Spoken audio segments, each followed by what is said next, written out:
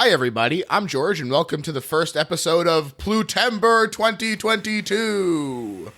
That's right. It's Plutember once again, and that means I'll be visited by the spirits of We Heard About Pluto 3 times, the Psych Rewatch podcast that I additionally host. The first will be the spirit of JP here this week, then the spirit of Reegs will visit next week, and finally, they will join together for a visit where they try to save my immortal soul, or at least talk about a movie that I get to pick for once.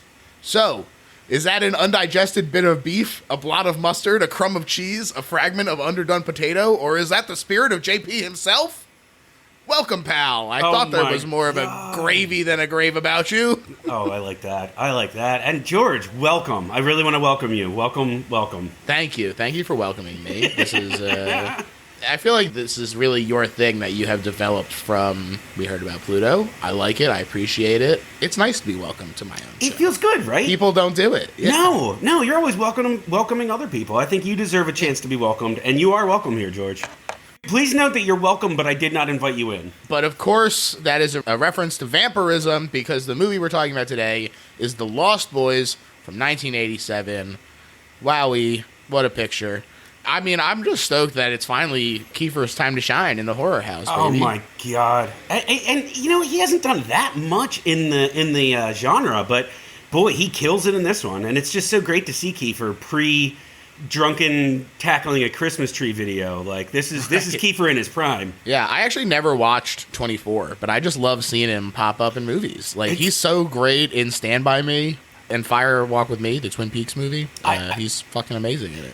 It's sad that group of actors, like the hot guys of the 80s, kind of all really burned themselves out. Like, at least Robert Downey Jr. kind of came out recovered. I think Kiefer's still a bit of a mess from what I understand. He's holding on with with Kojima doing Metal Gear Solid games. Oh, God, I forgot about that. Yep, he took over. That's right. Apparently, he was still a bit of a wild man, even at the time. Jamie Gertz, who plays Star, was describing the challenges of shooting, and she said, quote, "Running through real caves without shoes, riding on the back of a motorcycle with Kiefer Sutherland driving. I love Kiefer, but he's an animal.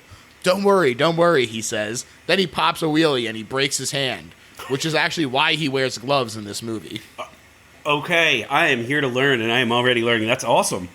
So Kiefer was a nut job on set then. But they said that they liked him. It was more youthful shenanigans at the time, I believe. Wow. He actually also did have the least amount of dialogue for a principal actor, but he just draws you in, man. This is Kiefer's movie as far as I'm concerned. It's so funny. I fully agree with that, and one of the things I noticed watching it this time is there aren't a lot of lines of dialogue for anyone besides Haim and Feldman. Yeah. You know, Jason Patrick doesn't have the most. He's brooding. Oh my God, he's so brooding in this movie. Jamie Gertz, love her. Always have loved her, always will love her. She's got like 4 lines in the movie. A lot of it is spoken through costuming, hair, and really, really just longful glances across the room. Yeah. No, get Lemmy. I do. We'll have plenty of time, but I do want to talk about right at the top, dude. Every character in this has either a hippie name or a biblical name, and there's no middle ground. Hell yeah. Laddie and Star, but then you've also got Michael and David and Samuel and the Grandpa. I don't think Grandpa actually ever is given a name besides Grandpa. He's in the credits as Grandpa. I think that his name is just Grandpa. That's just his given name.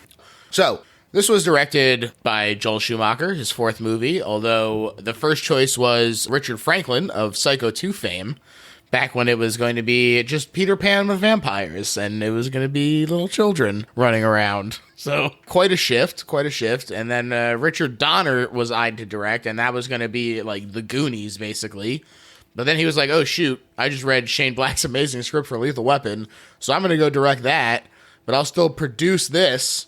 So 2 hits for Donner in 87. Not too shabby. You can still see some Donner on this. I mean, he's got a distinctive style. I did. Tell me more about this Peter Pan version of it, though. Obviously, the name The Lost Boys evokes that, and there's things you can certainly draw comparisons to the Peter Pan Lost Boys, but this was originally going to be about children? The Frog Brothers were going to be like scouts, and they were going to be like truly like 8-year-olds, and they were going to be fighting like 10-year-old vampires who were like running around. Oh my god! And they were going to be truly like the Lost Boys, like more akin to the Peter Pan version than. That would have been a wild film. I'm glad that's not what we got. Yeah, it was literally going to be G. Like, it was going to be like rated G, and Schumacher was like, I'm not going to do that.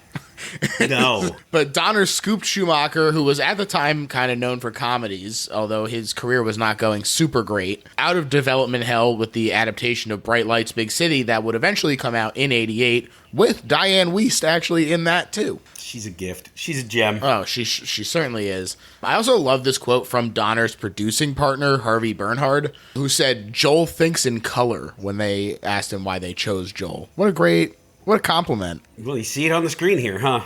Yeah. There's dramatic lighting effects in this movie that we hadn't seen since Creepshow. Mm-hmm. It's real drastic. I mean that as a compliment. It's so beautiful. I see how he thinks in color. Yeah. So Joel is an interesting choice. He was openly gay, and there is plenty of queer subtext to this movie. Although there are also some things that become kind of weird if you look at it through that lens. So really more of just kind of like a vibe, I feel like, going on. I hadn't considered that when I had watched it as a kid. I told George when we were preparing for this, I hadn't seen it in like 25, 30 years. We had this on VHS.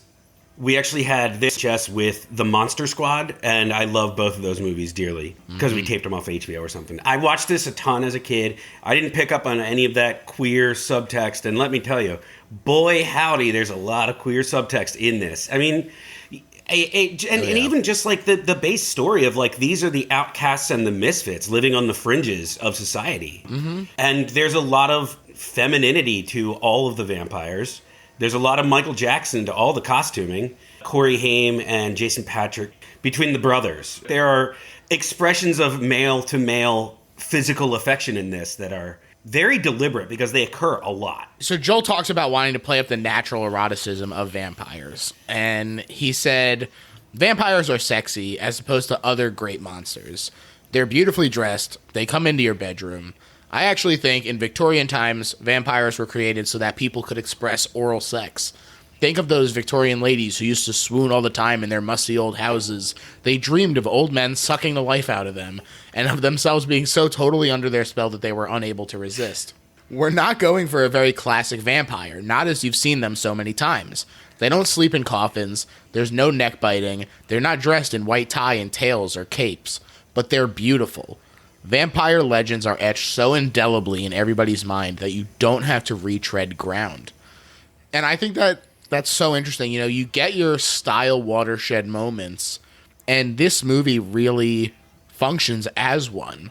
It turned vampires youthful. You know, you also mentioned off air that there's a lot of inspiration for stuff like Buffy the Vampire Slayer, which is so wrapped up in that that youth. Yep. And another one that you know, we'll get to it in the plot, but there's a point where the Frog Brothers are just absolutely doused in so much vampire blood. It's a really great scene. But then when they get out into the sunlight, the blood is literally sparkles and glitter, which like it sure was. There's no way you can say that Twilight wasn't impacted by this. But you're absolutely right. Prior to this, any vampires you've seen are I love that the tie and tails, like the real formal vampire, sure, and the count. Old, yeah, and this is like, no, what if vampires were young and sexually attractive, and like every one of them, from the one with the long hair to the other one with the long hair, no, and like Jamie Gertz's character Star, like these are gorgeous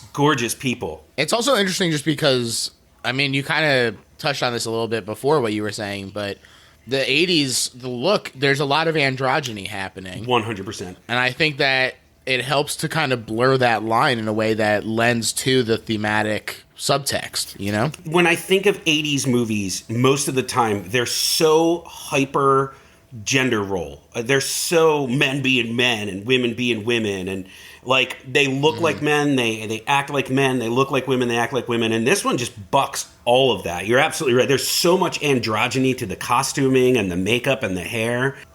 There's an ephemeral feel to the vampires. There's something fey about them. In their clothing, in their den, like they really capture this new aesthetic that you then see, you're absolutely right, you see that echoed throughout ever since. Like, vampires are young and sexy now. I will say, when Joel was listing off other creatures, he specifically said that Godzilla wasn't very kissable. And I'm like, come on, you gotta give him a little smooch. You gotta smooch a Godzilla. Godzilla's a loving parent. Whereas my brain was like, okay, we all know that the creature from the Black Lagoon absolutely fucks. Different swim strokes for different folks. That's good. We got it. Got him. And I also think that you can really feel that youthful energy in the setting. You know, the boardwalk. There's an endless summer feeling to it. Joel said in the commentary, if you were a teenage vampire, you'd definitely live in Santa Cruz. I was like, okay, Joel. I mean, but yes, you gotta love that constant, like the merry-go-round sounds, the Ferris wheel. They even throw some like carnival sounds in at the end. Like it's a pipe organ version of La Cucaracha playing triumphantly. like they really, but it's, I think it's always been one of my favorite things about this movie is it's packed full. Every shot feels deliberate. Every sound choice feels deliberate. The sound of them when they fly, and it evokes bats, while I don't think that's meant to imply that they really are turning into bats, but like there's flapping noises. Like, they just make these little choices like that create this really, it feels like a very fully fleshed out world. Like I think that Joel probably put a lot more thought into things that didn't make the cut. So you rep Maryland pretty hard. I'm curious if you are a boardwalk fan. I'm a big boardwalk fan. Although West Coast boardwalks are a lot different than East Coast boardwalks, because we don't have that kind of like culture, coolness, and like youthful gangs getting up to no good. And you also can't really go under the boardwalks in Maryland. The weather's not good enough to hang out. That's true.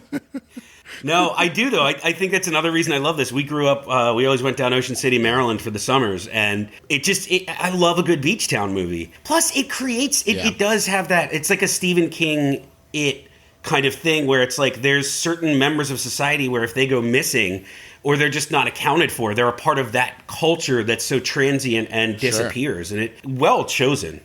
If I was a vampire, I don't know if I would live there, though. They lived in kind of a garbage hovel. You'd think that you would be like, I'm going to pick somewhere where it's gloomy a lot so that I can be outside. Absolutely. Or flip, you could do the 30 Days of Night thing where you're like, I'm just going to go somewhere where it's dark all the time and never have to hide. There you go. Done and dusted. I also like the boardwalk. Who doesn't love some amusement park rides and stuff? And you gotta get like a funnel cake and stuff. It's a good time. You gotta play one of those dumb games like shoot the clown in the mouth with the water gun to fill the balloon, or horse race by throwing balls. Classic shoot the clown in the mouth to fill the balloon. The DP also helps a lot with capturing this feeling. It's the incredible Michael Chapman, who has worked a bunch with Marty. He did The Last Waltz and Taxi Driver and Raging Bull. Wow. And this man can shoot a scene, baby. I mean, those moments you talked about, lots of great swooping around, very active camera. It's really cool. The camera work in this is really fun. And the shots, there's not that many framed acting shots that blew me away, but a lot of the resolves or just like doing like a panning shot, or like they're flying over the amusement park. Like, it's just, there's some really cool, beautifully shot things in this.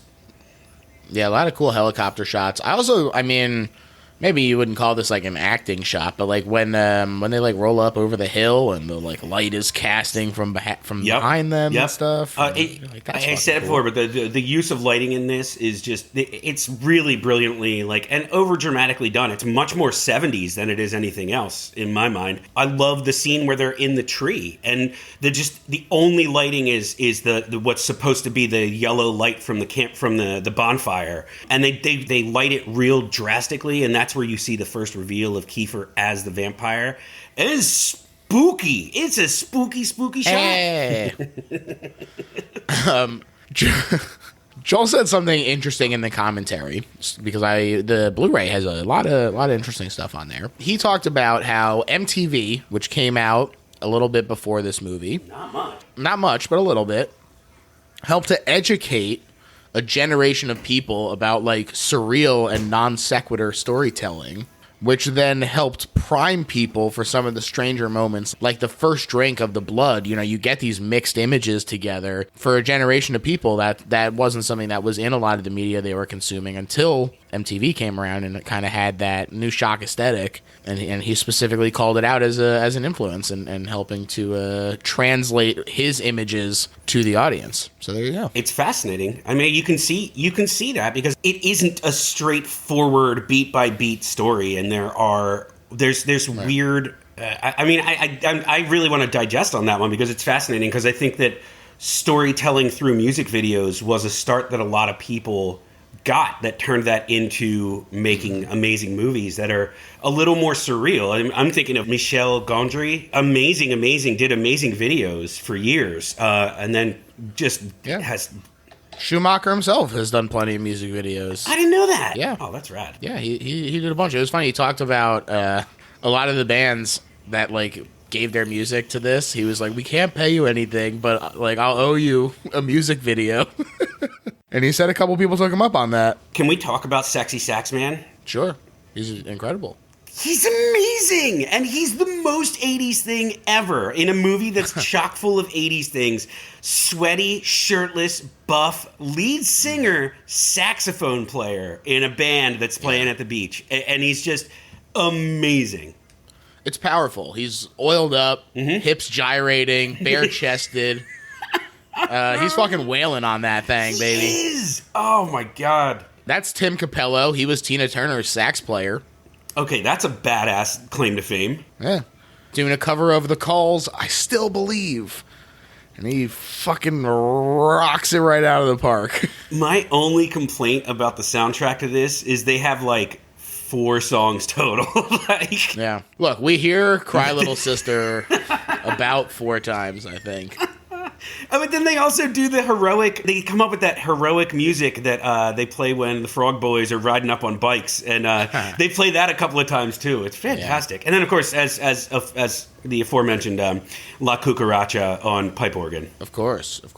I will say, I have been, like, humming Cry Little Sister all night. So, say what you will, but it works. It gets in your head. It does. It's a great song. So this is a great cast of young stars in their prime. Not only Kiefer, like I mentioned, but Jason Patric and Jamie Gertz reunited after Solar Babies, and both with a name spelled with missing a letter, which I thought was interesting. That is true. Oh, go ahead. No, and then you've got the Coreys, Haim, and Feldman. Right. Is this their first movie together? Their first Corey venture. Wow. The 2 Coreys, yes. And you have Jameson Newlander paired with Feldman as the Frog Brothers. They're doing a fun, tough guy act. Jameson said, so the inspiration for these characters, originally when the script was written, it was more of a Goonies for littler kids and stuff. Schumacher had decided to make this into this little more mature, a little more intense, a little darker movie. The Frog Brothers, from the beginning, I didn't know that this was funny, our stuff, because he was so intent on making us this really angry, really intense crew. So Schumacher got us to be really committed to being badasses, and I think that's where it came from. I mean, obviously Feldman and I had it in us to carry that out. As an example, when we came to Santa Cruz, we got on the Ferris wheel, and I got sick because I got motion sickness. And Feldman was like, I'm going to tell Joel. And I was like, don't you dare tell Joel that I got sick. So we were really trying to pull off this tough thing, I think. Oh, my God. I mean, nothing says tough like not admitting that you threw up on the Ferris wheel. Like, that's as tough as it gets. That's as tough as it gets, baby. I love that they didn't realize that they were the comic relief, because they don't play it hammy or slapsticky. Yeah. Feldman's delivering lines like he did as Mouth in Goonies, but it works. And they're like, some of the belly laughs in watching this movie for me are watching them after a scene takes place, and they're just, well, Nanook helped a little bit. I'd belly laugh. Yeah. Bless this movie for not killing Nanook, by the way. You don't let the dog die. I also just think that it really helps the characters to take themselves seriously. Like, they're there to kill vampires, and so it's good for the characters to not know that they're the comic relief. It's a very real reflection of, like, the arrogance of being a teenager and thinking that you know everything, and thinking that you like the world, like you're a hero in the world just like everybody else. Like, it's good. And the dynamics between the three of them, with Corey Haim becoming the newest member, basically, of the Frog Brothers. It does. I didn't think about the Goonies until they were riding on bikes, and they did the thing that we always did in the 80s, where you rode your bike, and when you got to the place, jumped off of the still-moving bike and just let it crash into something. That evolved into the skid. Yeah. I think they're great. You know, it's a fun little trio for sure. Jason Patrick, he didn't want to do the movie at first because he was like, oh, I'm worried about it being an exploitation movie. But Joel said there was nobody with those looks and that talent at 18 like him. That's awesome. So he and Jason's manager harassed him for 6 weeks until he agreed. He's great. He's great. And it's really, to me, it's one of his quintessential roles. Like, I think this is, that's how I see him. Yeah. This is the one for me. This is the one. And he was the one who also insisted that Joel see Jamie because Joel's idea was like a blonde, like, waif. And they couldn't get the right person for it. And I think that Jamie Gertz does a great job. I think that she is fun and tragic and a whole lot. I can't even imagine despite her limited just so screen perfect time, for this. And I actually really like the choosing a brunette instead of a blonde for the female lead, and choosing a blonde for the male for one of the male leads for Kiefer, and giving him a mullet too. That was. Look, he makes it look good. Yeah, it's a powerful mullet. Mm-hmm. You also have a curl mullet on Alex Winter, the youngest Lost Boy besides the actual child. It's still jarring to see him in this. Even all these years later, it's still... I'm like, no. You're supposed to be hanging out with Ted Theodore Logan and traveling in time. Yeah, exactly. Something is amiss at the Circle K. Rufus. Diane Wiest, we already mentioned, she's fucking incredible here.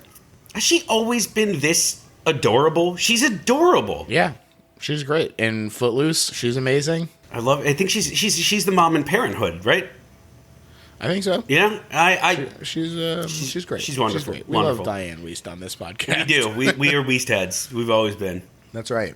According to Barnard Hughes, who plays the dad, her dad, he found it helpful to work with Diane to develop a backstory where he was an uptight conservative and his daughter was a hippie, and so she left home because of the difference in values and got married with 2 kids, then divorced, which leads to a fun reversal where now she's the conservative wage earner and the old man is more of a hippie. Does feel a little more lived in to have that, even if it's not all on screen. They have a dynamic that you can read all of that. They really do. Yeah. I don't know that she's still hippy dippy. She asks her son, "Are we still friends?" But no, she's got it in her, but she's had to settle down a little bit. Yes, but he definitely is just like, I don't know, I'm old. I don't care about anything anymore except the widow and my taxidermy. So much taxidermy. Great thing for him to have. It's very strange. The look of the vampire makeup, SFX, was done by Greg Canham, who had a busy run during this time with Vamp, The Lost Boys, and then Nightmare on Elm Street 3. The Dream Warriors. You didn't say the full name. Nightmare on Elm Street 3, The Dream Warriors. I apologize. And then Nightmare on Elm Street 3, The Dream Warriors. Yes, it's a good one. It's a fun one, yeah. It's primetime, bitch. He came in halfway through this movie because the original designs just really weren't working. And he said, quote, "My initial reaction was that The Lost Boys was going to be a total disaster." Oh, no. I could not believe that anybody would get halfway through making a movie about vampires and not have any set makeup design. On Vamp, I did more horrific monster-based makeups. For Lost Boys, I wanted subtle, realistic makeups. Joel's favorite word was streamlined. After the very first test, I went back and did very subtle makeup on Kiefer, and after Joel's approval, made it more angular and evil-looking. And the other vampire makeups were downplayed to highlight their leader. I also made sure that the contact lenses stood out more than the facial makeup so that their eyes hit you. And they are so impactful when the eyes flare and all of a sudden they're red and yellow and you're like, holy shit, that's nasty. Yep. It is incredibly terrifying. I think it does it better. I think it does the reveal of the eyes better than I've seen in so many other things since. Yeah. And it was definitely a challenging movie in general. I mean, there weren't even really any clumps of dialogue, like we said, where you could just knock out 3 pages real quick. They had to just shoot an eighth of a page and an eighth of a page and on, slow and steady. Joel said, "This has been the hardest job I've ever had in my life, but it has also been the most fun and rewarding at the same time." I think sometimes, now that we're finally finishing the movie, that if I had known at the start how hard this was going to be, I wouldn't have done it. It's like having your first baby. By the time you know how hard it is, it's too late. Between the special effects, the flying, the kids, the motorcycles on the beach, the dogs, and the cave set, everything's been quite a challenge. It sounds like it. It's a lot of plates to juggle, and having so many child actors who have to go to school and everything next day, you only have a little bit of time with them, and you have these intensive body language driven scenes. It's easy to see how the 21-day shoot could get away from you. Yeah. My God. I just never realized how grueling this was. I hope he still, had it when it was done. Yeah. Oh, yeah. He definitely loved it. He talked about how it opened up doors for him and everything and kind of saved his career at a time when he really needed it. And that he loved working with everybody, and then they really made it something special. But the time crunch was definitely real. At one point, Canon literally flew to England to get some special contact lenses because they couldn't wait for the mail system. Oh, my God. July 31st, 1987 release date. There was a lot of heat coming out. It had a preview in Fangoria 65 and the cover article in 66. And it worked. It was a commercial and a critical hit. $32 million against a production budget of $8.5 million. So, there you go. That's awesome. Joel does it again. Yeah, great job, Joel. Great job, Joel. I was young when this came out, but I'm the youngest of four boys. I've told you this before, but I grew up watching horror movies because my older brothers all wanted to watch them. Right. And we watched this very young, and I just remember it being you would see Fangoria, because back in the day, you'd go to the convenience store, and there was just rows and rows of magazines, and Fangoria would be up there, and I remember seeing this there. It was really something that you knew was cool and popular and just something brand new. And I think it also, it really made me love practical effects, practical makeup effects. Because I do think they make them just horrifying enough without going over the top. Yeah, I agree. So let's get into the movie. A great opening, flying across the water at night to the sounds of Cry Little Sister. The only time we'll hear it. It was so funny. Somebody told me that Joel Schumacher commentaries are, quote, legendarily bad. And I'll say there were a lot of facts, but it wasn't particularly informative. Oh. But he seemed great. And I think that the whole thing is really kind of summed up by the first thing he says is just being like, that's the Pacific Ocean. No shit, dude. God, that clarifies so many plot points for me. Yeah, I really understand your thought process now that I know that is the Pacific Ocean. Oh, thank you, man. Joel. Okay, so that's maybe don't watch it with the commentary next. He really seems like a peach, he's a sweetie. But, maybe just watch a couple interviews about it instead. Noted. We join David and his gang being punks on the Santa Carla boardwalk. They're tossed out by a security guard, but when things close down and the guard heads for his car, something in the air swoops down to attack and rips the whole door off as he gets carried away. Fun intro, fun opening, really gets the spirit of it right away. It's that nighttime energy. It's a lot of fun. It's a great opening. I mean, you realize that they're ripping a door off of a car. These are some strong ass whatever they are. They're vampires. This was back when cars were steel, baby. They ripped a 1,000-pound door off of that straight Detroit muscle. The next day sees the arrival of the Emersons, Michael, Sam, and their mom Lucy, moving in with her father after her recent divorce. Really cool intro to the town. There's a classic entrance sign with a beautiful sunny image on the front, and then the back of it is covered in graffiti, including Murder Capital of the World. As a People Are Strange cover starts up over a montage of the boardwalk, including, of course, many strange youths and missing posters. Yep. Really good stuff. Yeah, and it's so amazing what they do in that very brief montage. It really establishes the world we're in. And I don't know if you noticed, but it was a lot of, because this touches on punk culture to a certain extent, and it also more than half of the people they show in that opening montage are people of color, which Again, I think there's a deliberate point here about the people on the outside, as people are strange is playing, like, obviously, but it's amazing how much of the world is created once we have that montage on top of knowing that it is the Pacific Ocean. I agree, and it's cool because it's a lot of them are the real kids on the boardwalk. He said, like, they're just people who were there, not people that he planted. I also really love there's a moment that's very quick in this montage where Patrick says, "Any jobs around here?" and the guy says, "Nothing legal." Yes. Like, it's you get that kind of things are strained. Yeah. There's a very thin balancing act going. Well, and it also gives you insight immediately into Michael. And again, there's not a ton of like exposition in this movie. It kind of jumps right into the plot moving forward. But like you don't fully understand it. But this is a mom and her 2 kids. There's no dad around, and the oldest one is looking for work because they have no money. And like he's a good enough kid that he's like, I'll work so that we can put food on the table. Yeah, or blood. Damn right. But you create like they establish in small ways that these are morally good people. Mm-hmm. Mm-hmm. You also get Grandpa, who is a bit of a kook. He plays dead to greet them. He's growing pot. He's doing taxidermy, like we said. And you better not touch his second shelf of the fridge.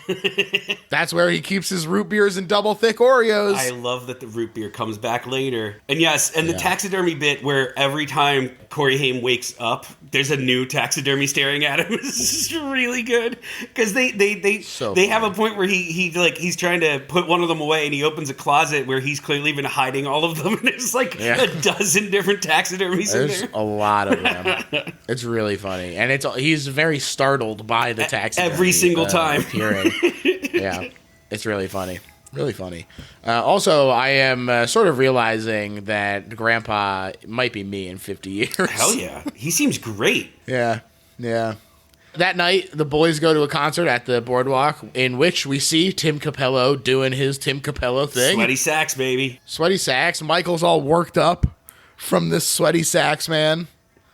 And he notices a woman there, and he can't stop staring. He goes after her when she moves. And Sam goes to the comic shop instead of following him, where we meet the Frog Brothers, and it's a great intro to them with this. I'm looking for Batman 14. That's a very serious book, man. Only 5 in existence. 4, actually. I'm always looking out for the other 3. Oh, my God. Like, you get every single one of them. You get them. They keep trying to make him read the horror comic about vampires. They get into an argument about how to organize the DC comics on the shelf. It's great. Mm-hmm. Yeah. Yeah, they say this copy of Vampires Everywhere could save his life, despite Sam's protesting that he does not like horror comics. What a friggin' loser. Am I right? Seriously. Better pay attention, kid. You're in a scary story. Yeah. School's in session, my friend. Yep. Meanwhile, his mom helps a lost little boy to the delight of the video store on the pier.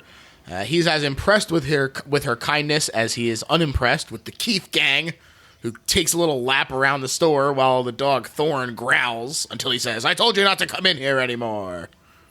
Look, not only is that actor Richie Rich's dad, but also they put him in the most 80s outfits possible at all times. He's got like the popped collar, the huge like cube patterns going on his button-down shirt, like just a masterpiece. Just you couldn't create a more 80s successful small business owner guy.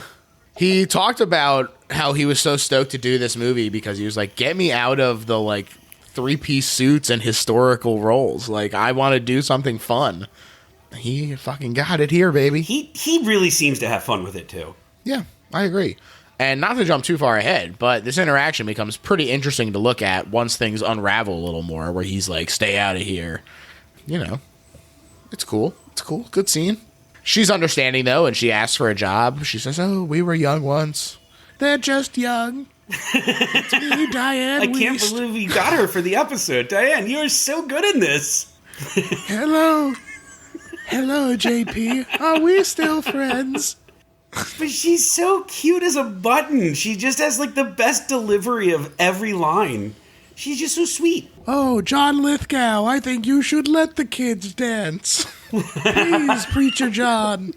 Only beef with Footloose was that they had John Lithgow play a character named Preacher John Lithgow. Yeah, that was strange, but...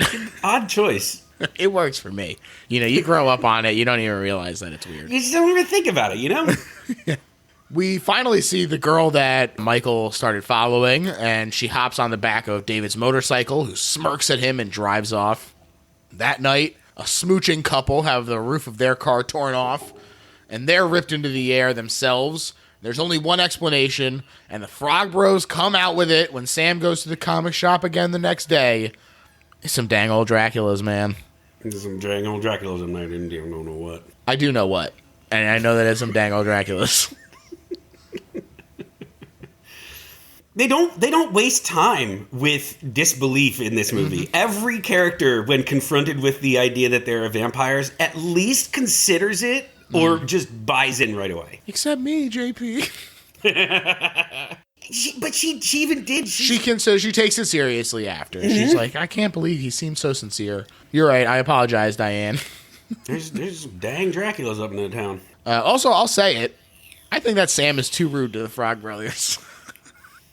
They gave him 2 free comics, and he's a dick to them.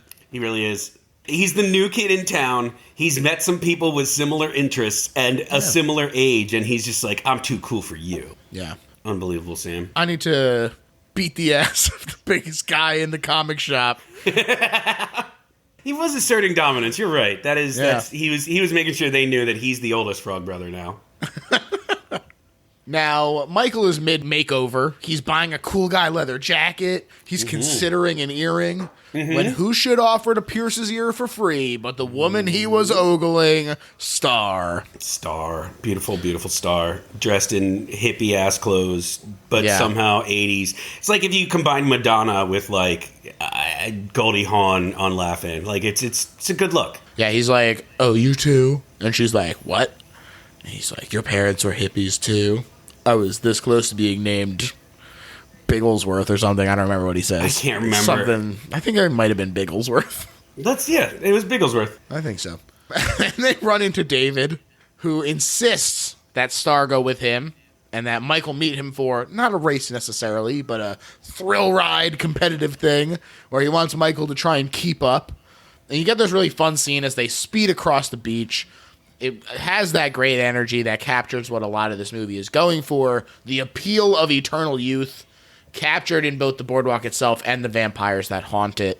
Just a great, great moment for all involved. Yeah. And that the appeal of eternal youth and more importantly, eternal life, like keeps coming back. They just do. It's almost Patrick Swayze's Bodhi in Point Break. Like it's like pushing things to the extreme with this full-on belief that nothing bad will ever happen to them, which is a very youthful thing. And they have a lot of moments like that, almost driving the bike off the cliff, hanging off the railroad. We'll get to it. And that same homoeroticism. 100%. There you go. They take him to their hideout, which is a collapsed resort lobby from 1906. Very cool-looking place. Great set design. It just looks great. Very fun. I mean, it doesn't look like they were really running into budget issues here, which I know that it was like they had to stretch it because Joel talked about like, oh, it was going to be more money, and then they were like, well, you can have the cast that you want of these nobodies, but we're going to slash your budget in return. So he had to stretch it, and I think that it doesn't show. It looks great on screen. I wouldn't want to see more. It really has that, like, glamorous, decrepit thing. It's a different variation of, like, the mansion, but the mansion is it's abandoned and there's spooky spiders in the corners. Like, yeah. It definitely has that feel of both elegance and also, like, decay. Yeah, that is like the old version of vampires, basically. Yeah. What's the matter, Michael? You don't like rice? How could a billion Chinese people be wrong? Then the rice turns into maggots. Oh my God, they glamour his ass. And the worms? They're only noodles, Michael. Why are the vampires eating Chinese food, though? He said, go get us some food. Yeah. And then Alex Winter comes back with Chinese food. Simple as that, baby. Oh, that's true, because there's more vampires eating human food later, too. Yeah, that's right. They do. They establish different related rules to vampires. Yeah. And so, I'm along for the ride. Sure, Yeah, that's what absolutely. vampires do. They eat rice and noodles. Yeah, they love them. They say the lo mein, put it in the fridge. Just don't even worry about it. Let it soak up everything that it's sitting in. Have it the next day. It's even better. I still, to this day, do that because of David expressing that in the movie. Right. It was strange how he looks into camera for it. He doesn't even say it to Michael. He stops talking to him, looks down the barrel of the camera, and just starts giving cooking tips. But for people his age.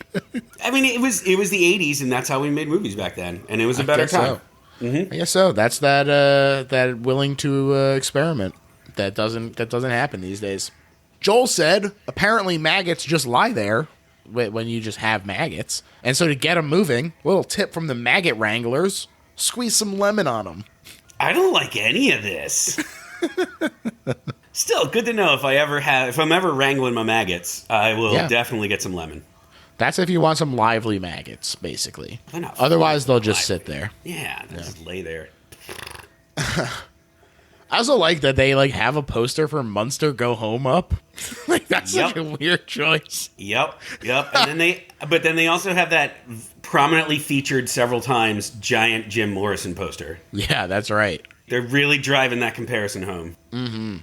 And Star sticks up for Michael, and Kiefer offers him a bottle of blood. Drink some of this, Michael. Be one of us. Yeah, you do a good gruff Kiefer. I mean, Kiefer's always gruff anyway, but it's this one. You're doing a great job. He's very gruff in this one. Thank you. That's actually him. I'm just playing the line. I saw Diane left. I didn't know that Kiefer had come in. Star says not to drink it. She says it's blood, and he scoffs and he swigs it. She says, "Oh, just like the rice was maggots and the noodles was worms. Noodles isn't worms, and this isn't blood." And they all chant, "Michael, Michael, Michael!" It's time to party, baby. It is. And of course, this is where you get some overlaid David and Star intermingled, which really adds to the idea of sexual confusion being a theme or interpretation that you can take away from this. Can and should. I really, that was my biggest takeaway, having not seen it in so many years, is, it's not even subtle in this, what is drawing Michael so much to this life? And a big part of it is that the real chemistry between David and Michael. Yeah, he loves them both. Mm-hmm. He wants to bang both of them. Yeah. I got David and Star up in here. Yeah. Come on. Who says no? Would have been a mess. Would have been a mess if he had joined them. He follows them to the bridge where they all hang below while a train goes by. And one of my favorite moments here is that David looks at him and says, "Fun, huh?" with zero trace of amusement in his voice. One of my favorite line deliveries in the whole thing. Yeah, it really made me laugh. And they start to drop, though, and David says, "You're one of us. Let go."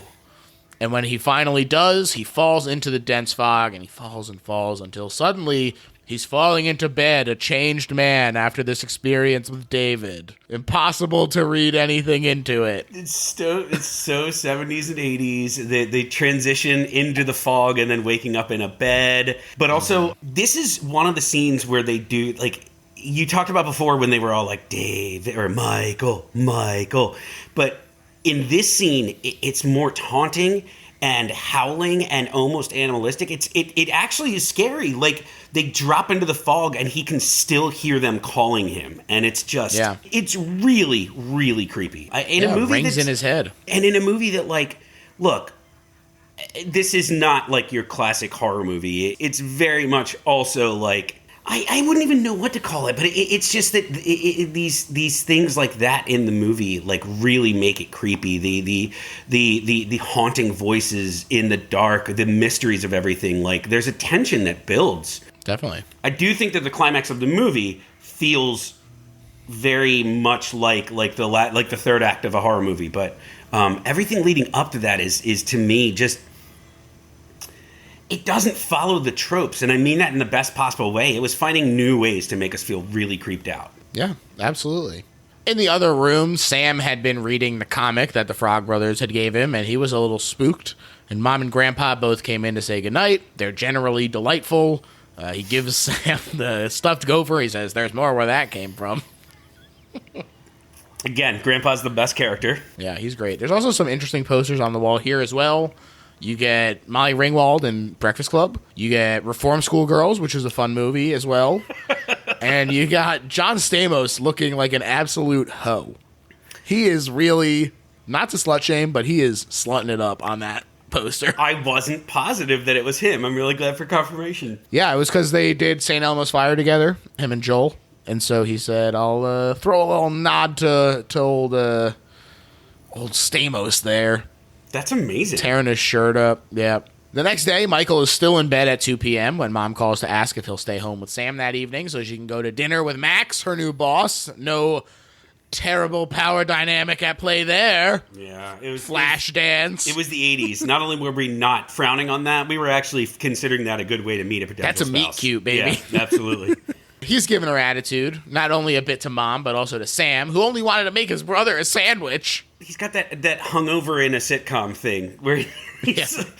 like, oh, it's too bright, you're too loud. Oh, man. Give me my sunglasses. It's so bright. Oh, Mom, I've been up this whole time, Mom. Oh, man. He's really good at lying to his mom. It comes up a couple of times. Yeah. Yeah. The gang arrives and causes a ruckus, but Michael is drawn by David's voice in his head calling out. Where And then suddenly there's nothing there. Just the wind But and who the was chimes.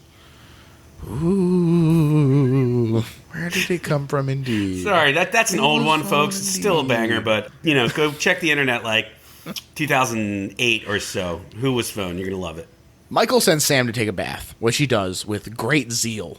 He's singing. He's doing a mohawk. All the classics are in play here.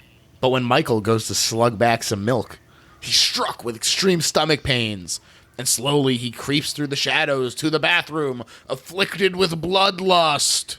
And this is, I will admit, this is the one moment where it's like, if you're looking at this through the idea that being a vampire is being queer, that it becomes kind of a weird, I guess, like, I don't even know, because like there's a classic wrong stereotype that gay people are pedophiles, and for him to be like, oh, I'm gonna now feel this bloodlust and go to attack my brother, just looking at it through that lens makes it weird. But I'm also like, you just don't have to interpret every single thing through the lens, It can just have affected the making of the movie, sort of thing. I mean, completely agree with you. And I think that also it's deliberately there to make it uncomfortable without spelling it out, or even really more than just giving hints of it. There is something really uncomfortable about that's your brother, that's a child, and there's something wrong with what you're doing. And I think that it crosses a taboo line at the same time as it's crossing like a survival, like a horror line of like, oh no, I don't want that kid to die, but also I don't want that brother to do this to his brother, sure, to his little kid brother. Which I don't know that I ever appreciated that before, and now I think it's kind of masterfully done, because it's also, there isn't a lot of killing in this movie. There's two scenes of kind of multiple deaths, but on the whole, a lot of it is just the threat of it or the fear of it, and I think that speaks to that inherent queerness of what they're going for here. And also, I just realized there's a movie from the 80s called The Hunger, that dealt with it was vampires, but it was also talking about like queer individuals and queer culture. So the more I think about it, the more I'm like, yeah, there's a lot of deliberate nature to all of this. But anyway, to your point, yeah, it's really uncomfortable that he's thinking about feeding on his brother. Yeah, it totally takes over him. But the dog, Nanook, defends little Sammy there. And Michael confesses as much in the aftermath when Sam notices Michael's reflection is translucent. Because he's a creature of the night. My own brother, a goddamn shit-sucking vampire. Just wait till Mom finds out.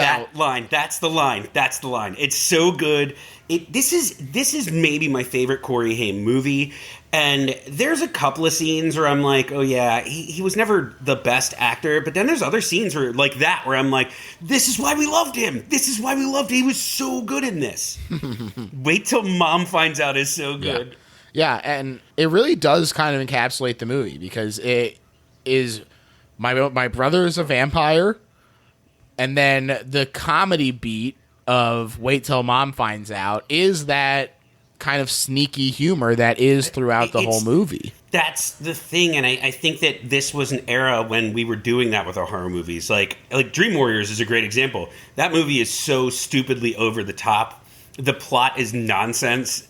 It's great. It's one of my favorite Nightmare on Elm Streets. I think that embracing the humor that's inherent in these kinds of movies, this movie does it really well because, as you said, like the Frog Brothers they're never painted as comical. They're never buffoons. They're never slapsticky, but there's a comedy to their existence in this world. The comedy of these children who think they know anything and think that they're going to survive this because they've read a couple comic books. And then but also simultaneously we're in a Goonies, we're in a Peter Pan. Like, yes, that is also true. They are going to do that. Like the lighthearted parts are intrinsic to the balance here, and it makes for such a fun movie. I laughed multiple times, but yes, that is like, what is he? You said it. He calls him a shit-sucking vampire. Shit-sucking vampire. Unbelievable. My own brother. Oh, it's so good. I also think it's interesting that there just weren't really that many like horror comedies. They just didn't exist in the fashion that you know them now. You know, they were more like this. And Joel talked about how he had a really tough time with Warner Brothers because they didn't get it.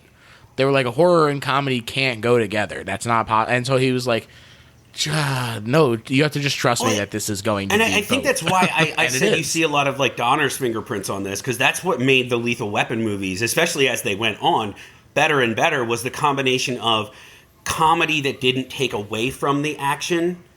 So it was still a great action movie, but you had to have that good comedy in there. And this is a great example of that. You're absolutely right. We didn't have horror comedies at the time, but this is a horror movie that's just chock full of comedy. I mean, the horror comedies just didn't look the same. I mean, you mentioned Monster Squad. That's in there too. But it's just a different kind of comedy where it's not like Scream where it's jokes. You know, and we talk about Scream too. I think Scream did kind of open that door so that you could be full blast with both.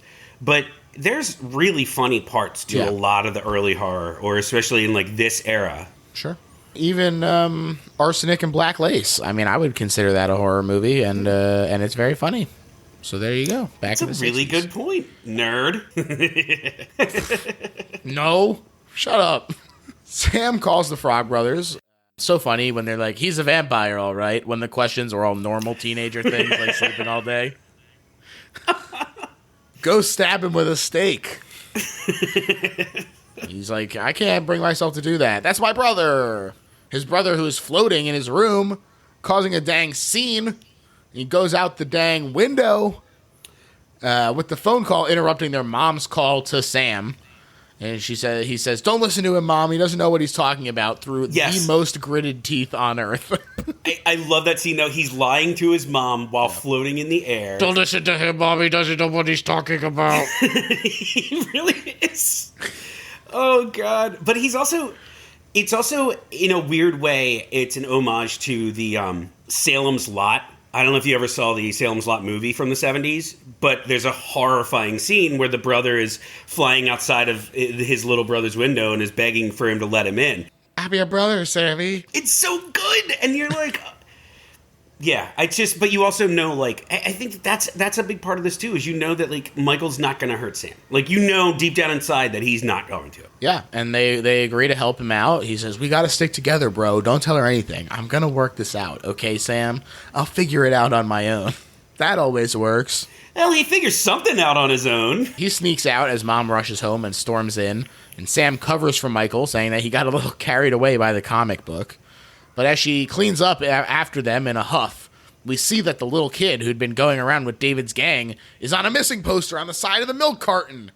And I had very vivid flashbacks from this to reading those face on the milk carton books. I don't know if you ever caught those, but all of a sudden it all came rushing back. I think I read like 4 of those books. It was a weird thing, and then I'm sure you know this, but it was also revealed that it never did any good anyway. Like, the whole campaign, as much as it put out awareness, it just, like, there's no trackable that this ever helped to find anybody ever. Loopy, he never got his parents back.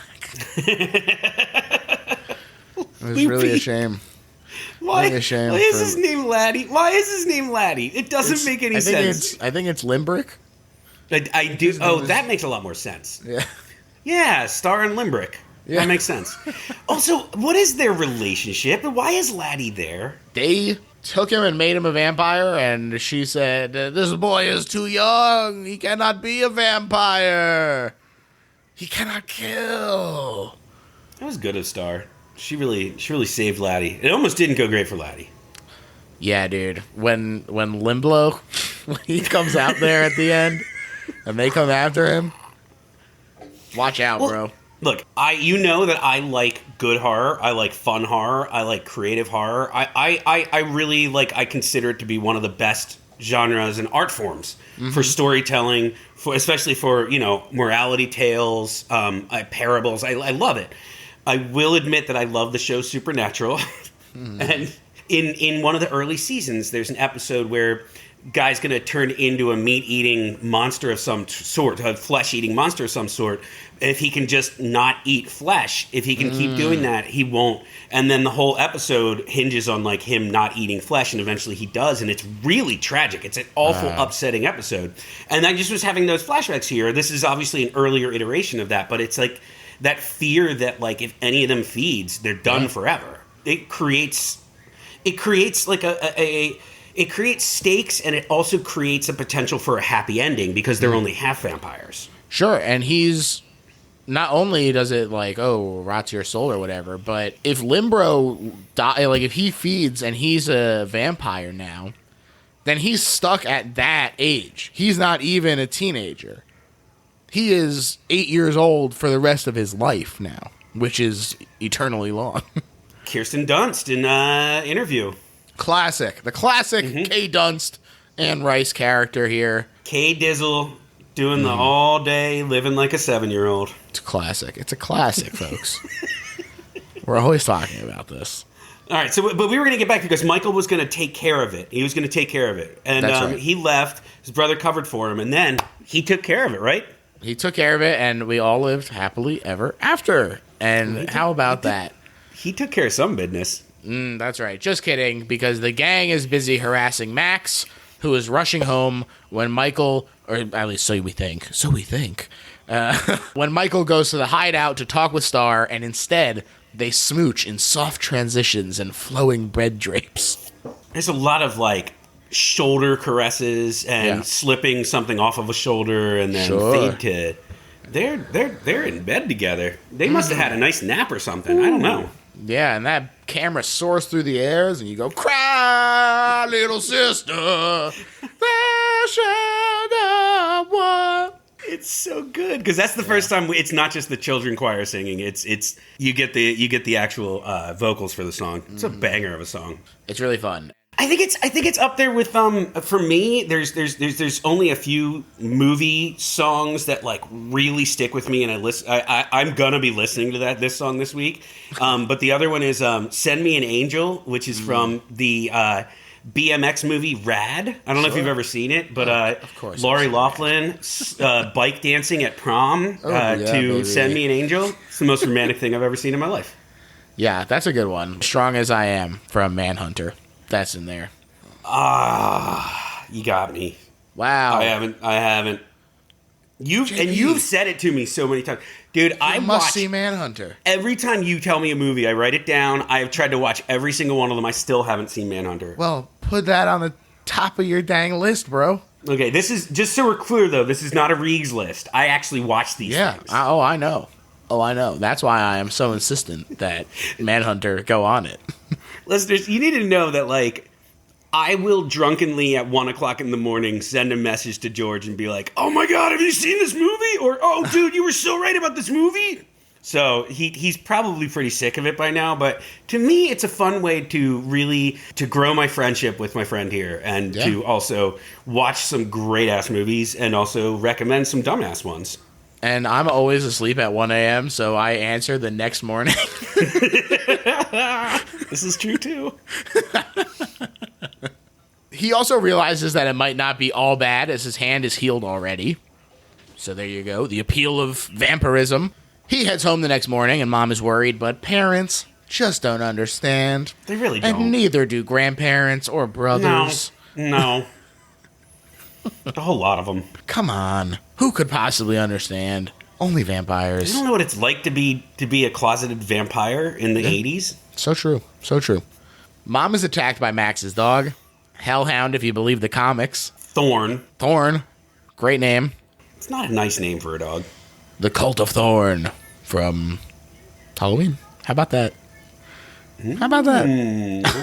Tied in. Sam goes to talk with the Frog Brothers, and he says his brother is only half a vampire, but maybe Max is the head vamp, so come to dinner and get him instead of killing Michael.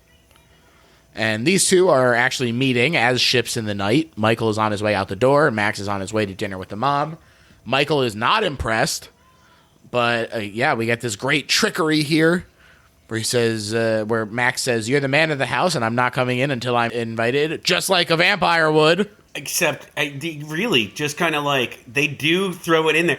On subsequent viewings, it's so transparent, but on that first viewing, he's like... Transparent like a vampire in a mirror. Oh, in a mirror! Oh, God damn it! Now, this is what I was talking about earlier, where they buck the convention. They come up with some new rules about vampires. Yeah. It was, at least my understanding, to earlier iterations of vampires, they couldn't come in unless you invited them. Mm-hmm. But here...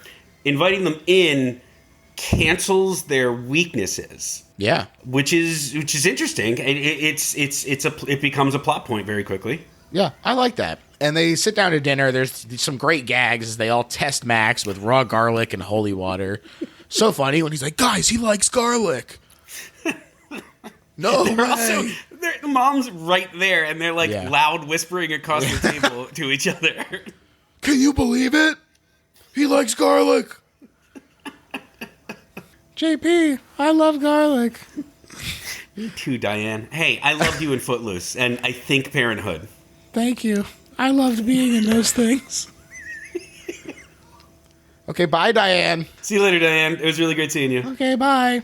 Tell Sam I love him. Ha ha. Because it's like Cheers and also my son.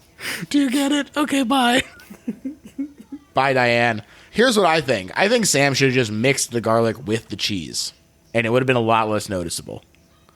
It was very clearly grated garlic. Like, that's a rookie mistake. That's a rookie mistake. Mom is so proud of him. Like, he grated the cheese himself. Come on, Diane. You're better than that. At least make him peel some potatoes. But this guy passes all the tests. He leaves after assuming Sam was mad about him intruding on the family. And Michael and David butt heads. And he resists joining their full-on vamp attack on some drunk bonfire dudes dancing to the Run DMC Walk This Way. Though he knows who he is now.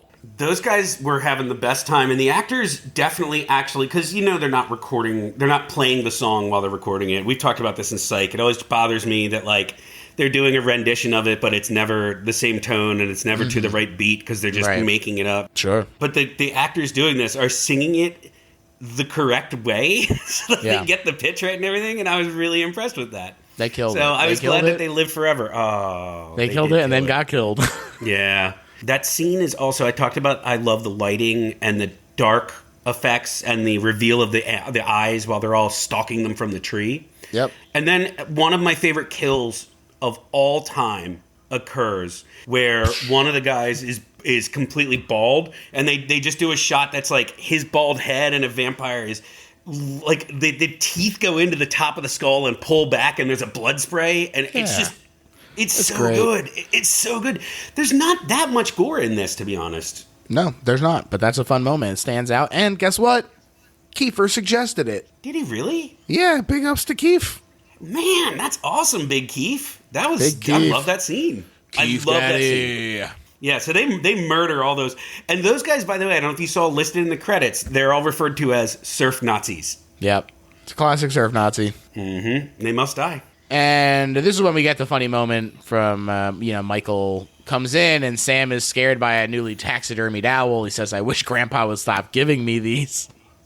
He puts it in the closet. And Star comes to talk with Michael, and she says, you're not a full vampire until you make your first kill, and he was supposed to be hers, but she cares so much about him. I will say, there's a version of this that you can be critical of. I actually think that in the version of expediting the story and getting us to where we needed to be, you have to, I mean, look, we're already believing in vampires. You have to also believe in love at first sight. That's what they present this as, is that when he's staring at her in that first scene, she stares back. They're in love. They're immediately in love. It's also just already been so melodramatic that to be like, oh, now this is the thing that I'm bucking against here. Yeah, totally agree. 60 minutes in, they finally lost me. Yeah. But it is like, they fast track that storyline, and I think they benefit from just like you're well enough into movies and history of movies and histories of movies as storytelling that like we can accept that with a couple of beats. We get what you're going for. Like that's not the main thrust of this. This is not. They already had their soft transitions and flowing bed drapes. We saw it. Caresses on shoulders and slipping off of slips. Right. He drives her away, and Sammy calls the Frog Brothers back for the next day. Grandpa is out working the fields when they all steal his classic car, which is funny. And Michael takes them to the hideout where the Frog Brothers and Sammy find the vampires hanging from the ceiling, and they stake Alex Winter, who erupts in brown goo, which is funny. They said it was like a molassesy kind of thing. It's not blood, and it's not necessarily supposed to be blood. It looks like cherry cola or something. Yeah, it's gross. I will say, though, with Grandpa... It's liquid poop. It is just liquid poop. They're filled with liquid poop. With that scene with Grandpa, though, look, it's comical, but also, like, you know why they did it. They had to introduce the gun on the mantle. And Grandpa, when he's building he's out digging post holes, except he doesn't have a post that matches the fence at all. It's basically half of a telephone pole that the top has been turned into a stake. And that's not even the part that he's putting into the ground. That's the part that's pointing up top. Yeah. But it's the first time we see these ginormous stakes. Coincidence, right? Coincidence, gotta be. It's not Chekhov's post stakes. No, definitely not. They blow Plan A because the vampires wake up and chase them out. Although the sunlight prevents any real retaliation. So they're like, okay, we have 2.5 hours to come up with Plan B because that's when the sun goes down and they'll be looking for us. So nothing like a ticking clock. It's fantastic. It's fantastic, if you ask me. Damn. Oh man, I can't remember the name of it now. It's the precinct, the movie where they're in the precinct and all the criminals are coming to attack. Assault on Precinct 13? Yes, yes. That's the setup. That's the setup for the final act of the movie, and it's fantastic. Like, okay, we're gonna home alone our house and prepare for us to get attacked here. I mean, it's like a classic Western, you know? I mean, even going further back. Yeah. You're absolutely right. Absolutely right. They're gonna make their last stand here. Yeah, exactly.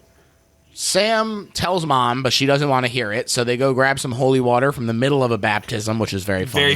Very funny scene. Also, they fill up 2 little canteens full of holy water, but that's enough to fill a bathtub. Well, they dilute it in the bathtub. No way. These are magical canteens of infinite holy water holding. Oh, okay. I missed that part. That was one of the deleted scenes I forgot where they explained that. Also, I probably, like, one of the vestiges of it being about, like, Boy Scouts, to be honest. It's like having those canteens. Yes. And then they also have the largest bag of garlic anyone has ever purchased in their life. He's got, like, 1,000 bulbs of garlic, and he's just smashing them with a mallet. You gotta do that. They get Grandpa out of the house before they fortify it as well. Great little montage, and it ends with some great end-of-day landscapes. And the attack is on. They come in through the chimney, and all over the place. One immediately gets the Frog Brothers cornered. Luckily, the holy garlic water that they have up in the tub burns his face when they splash it, which gives Nanook the dog time to jump up and push him all the way in and kill him. Very fun, grody death, blood exploding out of the pipes, vampire skeleton, the works. It escalates so much, and it starts with Nanook, the actor, whatever the actor dog's name was, someone literally threw the dog at the vampire. You can tell, like, that dog is not jumping; it's being. They said they got a dog who knew how to leap. Oh, I don't know. I was sitting there thinking, this reminds me of that Hulk Hogan Mr. Nanny film with the famous shot of a guy in the background throwing a dog into the ocean. Wow. Well, Joel claims that there were 2 brother dogs, and one was nice Nanook, and one knew how to snarl and jump. And that's awesome. That's evil Nanook. That's awesome. So the guy gets splashed in the face. That starts burning. Then Nanook knocks him in the tub. Then he comes out of the tub, and he's got some burning on his face. Then he goes under the water again, and then a skull emerges from the water. It's great. So good. It's great. So good. The special effects guy said, we did a cast of Brooke screaming, and we had a huge special aluminum mold made, and then I got 100 cheap styrofoam heads prepared. And we made a special skull out of an epoxy so that the corrosive acetone in the bathtub wouldn't melt it away, and we just dunked him, cut, bring that back up. Simple, works, looks great. It was beautiful. Beautiful. Vampire skeleton. It's still, to my mind, one of my favorite deaths in a horror movie of all time. That one has always resonated with me. It's a really good one. And, on the Best Little Horror House in Philly Patreon, plug, we do the legal thriller episodes, of which you yourself have been a contestant. And one of the questions I asked most recently on the most recent one was, what is the best use of a skeleton in a movie? Oh, wow. Very fun question, and we got some very fun answers. But one that did not come up that perhaps should have is this, because this is a really fucking good use of a skeleton. Consider this a teaser for people to come and join the Patreon. But sure. Can you throw me one or two that were up there? Sure. So one of them was in House on Haunted Hill. Of course, you get Vincent Price puppeteering a skeleton to enact his plan at the very end, which is very fun. One of the other ones was Home Alone 2, when Marv gets electrocuted and he turns into a skeleton. Also very fun. And I am forgetting what the third one was. I've got a good one for you, which is Clash of the Titans with the stop motion, not the real one, the original one with the stop motion skeleton warriors. Yeah, that's a really great one too. Boy, this question could very easily come back. Another one that didn't come up was House with the dancing skeleton. So, this question could very easily come back. So keep an eye out. That's really good. There's a lot of good fun skeleton content Skeletons out there. Are great. Why don't we see more skeleton-focused horror movies? This is what I'm always asking, JP. I am always asking this, and I hear you out there. Be the change you wish to see in the world. Well, make a skeleton horror movie. Make a skeleton horror comedy. Make a skeleton horror romance. Wow. Okay? I'm in love with the skeleton trying to get outside of me. Wow. There's a lot of boning in that movie. Okay. I think only I'm allowed to make those kind of jokes on here. Got that. So yeah, another vampire uses Michael as a trap to get Sammy, but he manages to stake him with some arrows, where he stumbles back into death by stereo, where he explodes. It's one of the most 80s things you'll ever see. Whoa! And again, this gets to there's some his love of rock music is really, that's his hubris. That's what gets him. You gotta have one or two of those one-liners in there, and of course you're gonna give it to him. That's the actor that needs. He earned it. He earned it. David is in the mix now. He's flying around and punching Michael while Laddie turns on the reunited youths. I said that weird. While Laddie turns on the reunited youths. Youths, of course, yes. He is he also makes an appearance in My Cousin Vinny, of course. Mm-hmm. But then Star gets between them. She says, "No, don't kill Limbro. Please, my beautiful boy." Poor Lambic is sitting there wilding out too. No, he's a scary little guy. He really Dude, I don't want He pops him out of that coming bed after in my a fun ankles. way. Yeah, that's a good moment. Oh my god, he was a wacky waving arms inflatable guy. Sure. They did, technology that we haven't seen since Johnny Depp fell into a bed in Nightmare on Elm Street, in which they are just shooting things up out of the bed. Now, I understand they did that one inverted. It was actually coming down from the bed. But still, the effect is the same. It's, no, there's like a wind blowing and they have like streamers coming out of the bed. It's wild. Yeah, there's shit all over the place.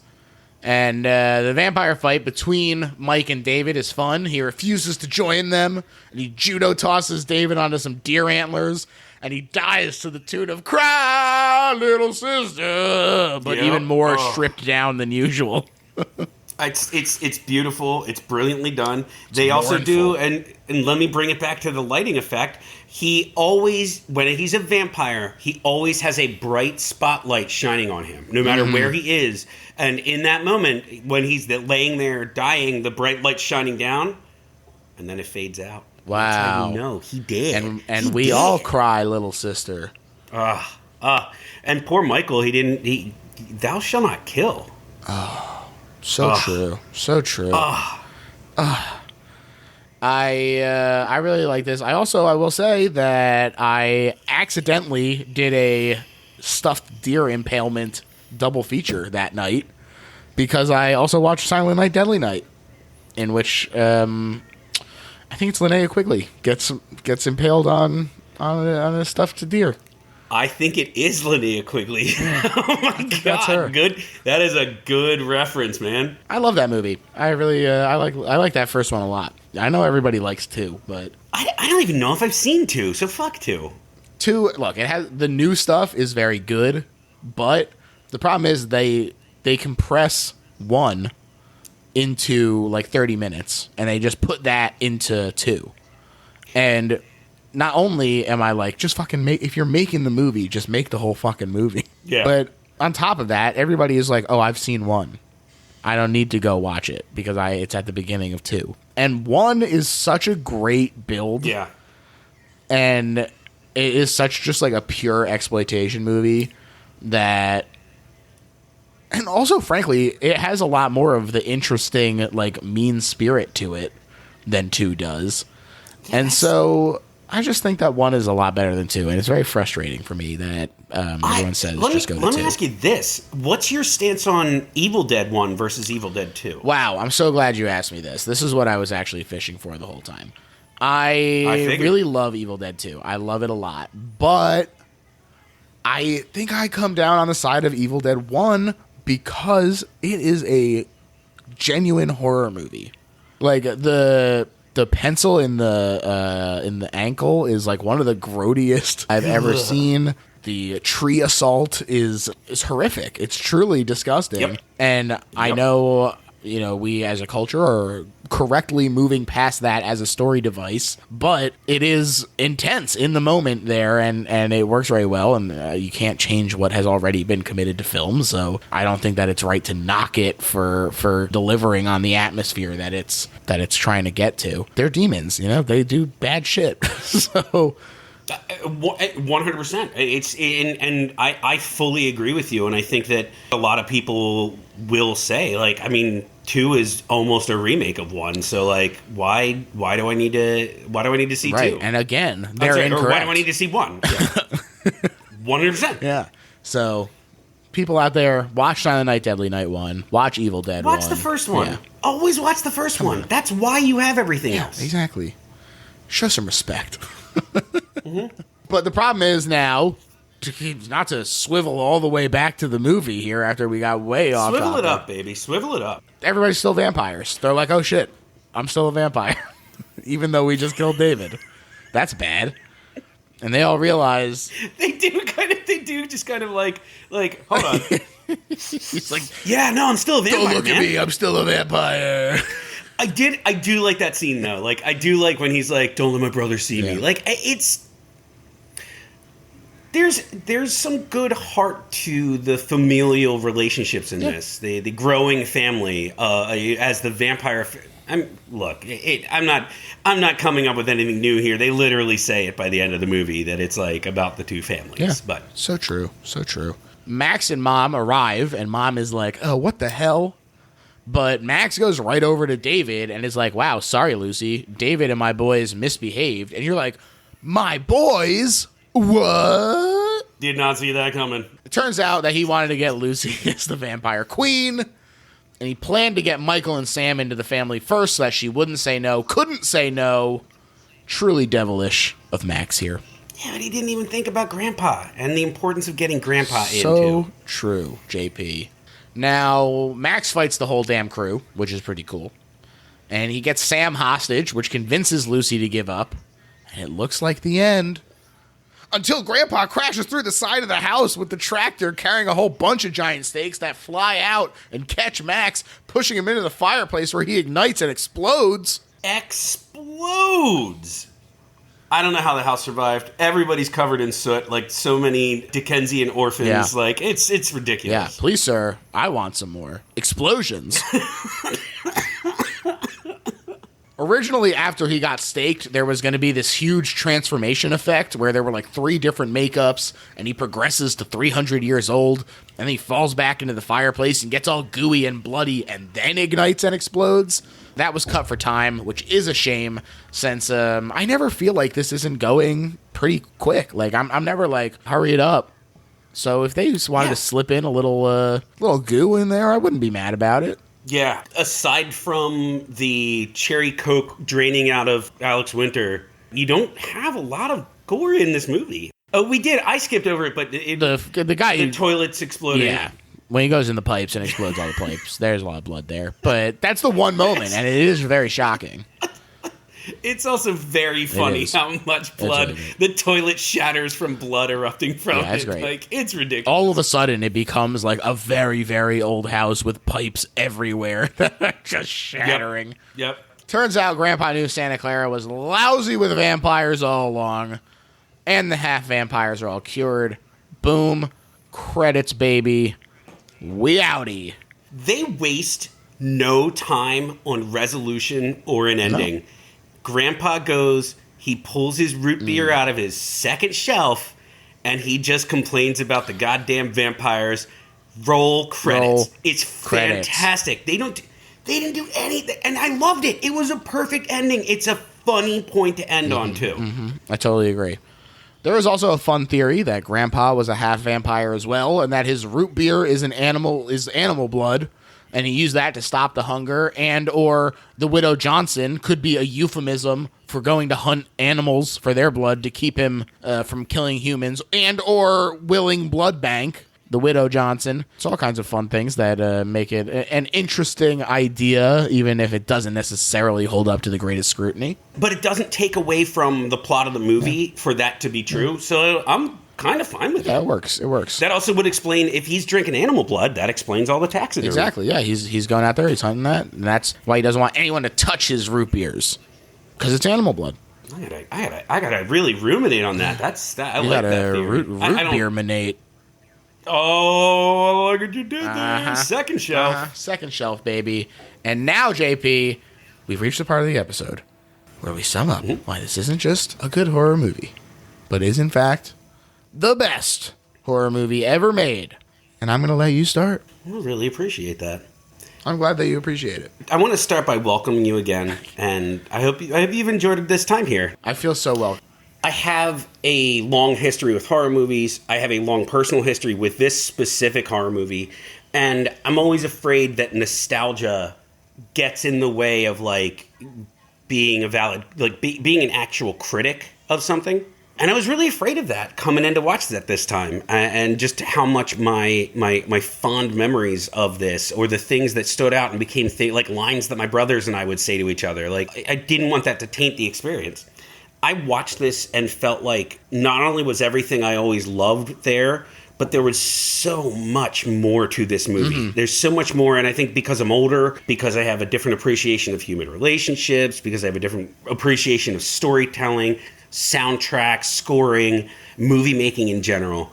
I think this movie is amazing because it really walks a line between being a popcorn movie and being an artistic movie. And we're not talking like over the top postmodern BS, but it's beautiful to look at, and it's complicated in its characterizations, both in terms of their dialogue, but also in terms of their appearances, the way they present. I think this movie had a lot of progressive things to say, and that makes it really important, but that doesn't make it the best. What makes it the best is that it is so much fun, and it's also the type of horror movie that you could get a more mainstream audience to watch. And I think that that's really huge, because a movie like this expands the genre. It gets more money funded. It gets more people interested in watching horror. And so all of those things combined, the nostalgia, the artistic aspects of it, the fun of it, and I think the importance in the broader pop culture of this movie existing, make this the best horror movie of all time. I totally agree. To me, this is the best horror movie ever made, because it is kind of a really interesting oxymoron to me, in that it is very mature, has a lot going on, but it's also incredibly youthful. It has that exuberance. It has that joie de vivre, or joie de unvivre, I guess, for these vampires. Wow. Wow.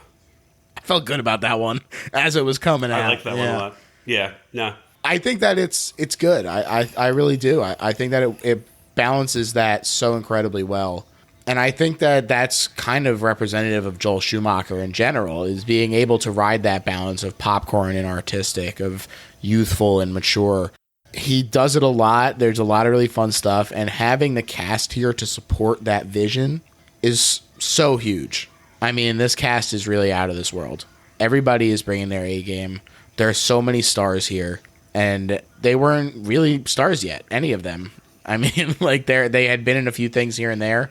Probably Corey Feldman was like the one with the longest resume at this point. So, you know, it's not like anybody was, I mean, they cut his budget because he wanted this cast. So the fact that they all believed in each other and the project enough to really throw it together and take it seriously. I mean, even Jason Patrick being like, having to be so convinced to do it because he was like, oh, you are taking it seriously. It all just works. It all just comes together in such a great way, such a dynamic way. I think that the movie flies by. It just goes so quick, and there are moments where I'm like, I wish almost that it would slow down a little bit. I wish we got more. You know, I wish that we got to spend more time in this world and creating a world where you want to spend time. That's got to be the best horror movie ever made. Bingo, bango, bongo. That was really well said. I really agree. There we go. We did it. Best horror movie ever made. JP. Best horror movie ever made. Oh, I want to thank you so much for coming on the show. This was super fun. And let me just welcome you to the show one time. One time.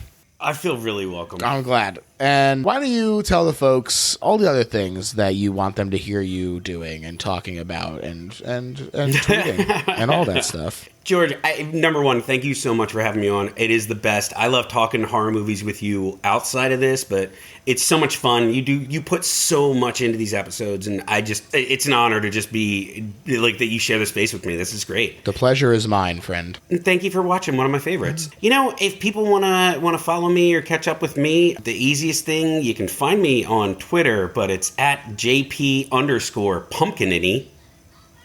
Good luck. So, you know, good luck. But as always, please check me out. I got a podcast called We Heard About Pluto, where we are rewatching Psych, the television show, and we're just kind of really deconstructing, is it the great episode or the best episode? Pretty much every single time. That sounds right. That sounds right. You know, I've definitely never been a big stick in the mud ever in that show. George, you were the one that coined the phrase, we're talking about Psych, so I'm just talking on a scale of like, even a bad Psych episode is like, I still really liked it. Absolutely. And you got to use the whole scale, folks. You got to use the whole scale. You got to use the whole, you've gotten us better using the whole scale. But everyone should check it out. You can also get into the competition with us to see if you can spot as many pineapples as George, Reegs, or myself, as well as some other people who have done poorly this season. But yeah, I also have a podcast called Friendsmen that I do with my buddy Nate Kiley, and we are rewatching Friends and looking at it from a, boy, That's kind of problematic, filter, but also lovingly. And that's it. Both great shows. Have a great time guesting on Friendsmen and a great time additionally hosting We Heard About Pluto. It's a lot of fun. And I was mostly kidding about being a stick in the mud. I really enjoy the show as well. I have a great time watching it and also have a great time talking about it with my buddies, Reegs and JP. Yeah. Can you tell me what movie Reegs is doing, or is that you don't announce it? Good question. Do I want to announce it? Okay, it's fine. We're doing Malignant, so that'll be very Hell fun. yes! Yeah, that'll be great. Oh, I can't wait to rewatch that. And another modern movie, very modern. So we've had a few come up recently, which is interesting. We're in a heyday. There's some good horror being There's made been right some now. really good stuff. All right, what else? As far as my plugs, follow me on Twitter at LittleHorrorPHL. That username applies pretty much everywhere, including the Patreon, baby. It's Christmas time. If you want to be a little Santa Claus or a little Hanukkah Harry, and you want to be like, oh, I'm going to give George the greatest gift of all, which is $5 a month. And then I also give you a present, which is bonus episodes every month and early access to episodes.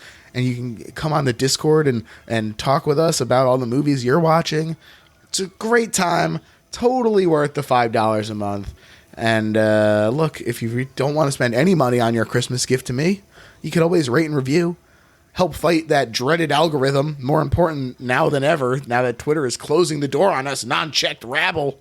What else? Also, yeah, when this comes out in 2 days, I will be guesting on Two Old Queens. So, very fun episode, very fun podcast in general with Mark Rennie and John Flynn. You should already be listening to that show. We had a really fun time, and, I already talked about Silent Night, Deadly Night 1 on here. Spoiler alert for that episode dropping into your feeds. That movie, we picked Silent Night, Deadly Night 5, The Toy Maker. So, get to hear all about if that is the gayest movie ever made on Two Old Queens on Wednesday. And check out the rest of their episodes as well, because they're all really great. That's pretty much it, I feel like. Next week is, Malignant, so look forward to that. And then I actually haven't even decided what movie I'm picking yet. I think it might be Donnie Darko, but I also am like, that will get picked eventually. And is there a movie that I want to pick that will not get picked otherwise? So who knows? Who knows what it'll be? Maybe it'll be Donnie Darko, maybe it won't. You'll have to wait and find out. All right, everyone. Bye. Smooches.